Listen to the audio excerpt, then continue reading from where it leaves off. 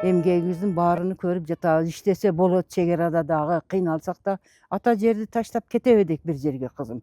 Мына иштеп атабыз, балдарым иштеп атат. Менде мигрантым жок. Үй бүлөдө пенсиям менен кредитим жок. Ага алал мээнетибиз менен Кудайга шүгүр мына ушинтип иштеп атабыз.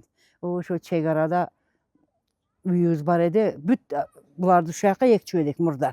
Анан тополоң уруш чыккандан кийин немеге сымтор тартылмайынча аякка мүмкүн бербегендиктен анан үйүбүзгө келип баардык нерселерди үйгө көчүрүп келип ояктагы үйүм күйдү, жок болду.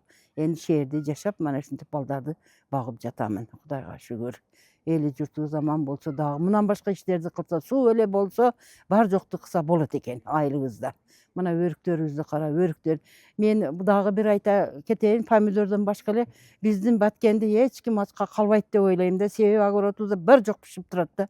Биз бир сомдугу сатып албайбыз базардан, бирдекелерди сатып албайбыз, Кудайга шүгүр. Бардыгы пышат экен. Мен азыр шу жашка келсем эми компот, варенье, салат, түрүдөн жаап, жасап, ушу балдарымды зарыктырбай отурабыз.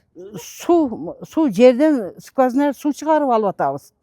Анан суу жок деп эле карап отурсак анан эмне болот? Муну сууду биз ошо тажиктардын арыгынан келе турган суу менен келиши менен олар дагы бизден ичет экен, биз дагы олордон ичет экенбиз. Арыктан келген суудан толтуруп атабыз.